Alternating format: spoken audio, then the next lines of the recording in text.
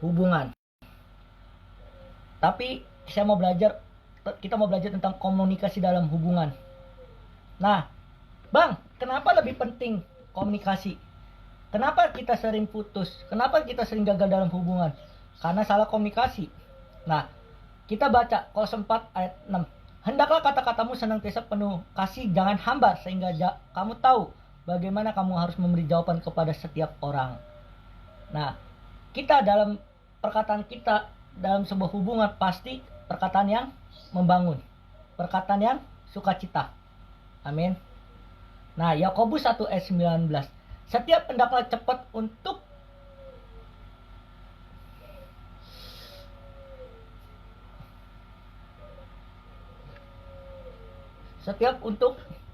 orang hendak cepat untuk mendengar tetapi lambat untuk berkata-kata, dan juga lambat untuk marah. Nah, surat Yakobus ini menjelaskan bahwa kita harus jangan sampai emosi, komunikasi yang benar, komunikasi yang baik. Nah, perselingkuhan bisa terjadi karena kenapa teman-teman? Dia tidak ada komunikasi yang jelas. Amin. Nah, komunikasi adalah jembatan kasih dalam sebuah hubungan. Ingat, komunikasi adalah dicatat. Komunikasi adalah jembatan kasih dalam sebuah hubungan. Tanpa komunikasi, hubungan akan hilang, akan tidak baik. Amin. Tanpa komunikasi yang baik, cinta bisa salah paham dan perhatian bisa berubah menjadi pertengkaran. Jadi, kita selama punya pasangan, komunikasi yang baik. Contoh Lisa sama Septian, komunikasi yang baik terus. Oke. Tuhan mengingat. Stop. Kita lanjut dulu. Tuhan mengingat kita agar setiap perkataan kita penuh dengan Tuhan mengingatkan kita agar setiap perkataan kita penuh dengan kasih. Ingat,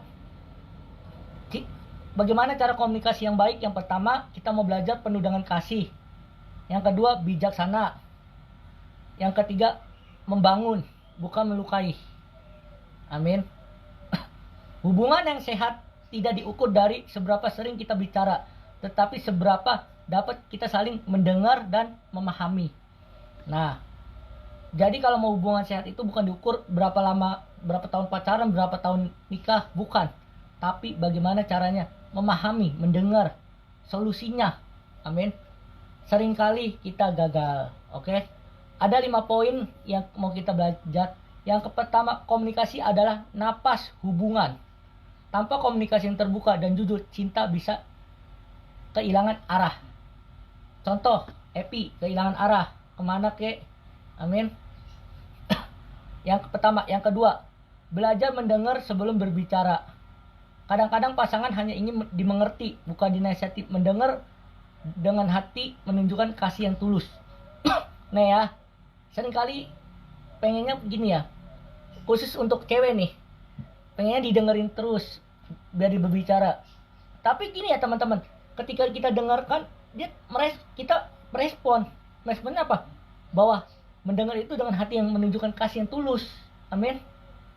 Sering terjadi kita pertengkaran, konflik. Kenapa? Karena dia ngomong ya udah jadi perang dunia. Yang ketiga, kata-kata memiliki kuasa. Nah, ucapan yang membangun bukan menjatuhkan. Satu kata yang lembut bisa menyembuhkan luka yang dalam.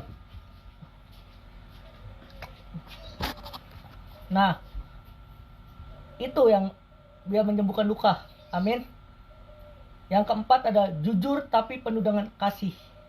Kata yang benar tetapi sikap yang lembut. Nah, sikap yang lembut kayak gimana yang mau kita belajar? Sikap yang lembut tidak menyakiti, kejujuran tanpa kasih bisa melukai, tapi kasih tanpa kejujuran bisa menipu. Artinya, milikilah sikap yang benar, miliki jujur dalam penuh dengan kasih. Amin. Artinya, kita harus memiliki sikap yang benar di hadapan pasangan kita, di hadapan Tuhan dan pasangan kita. Amin. Nah, ini poin yang paling penting ada 5 adalah Libatkan Tuhan dalam komunikasi.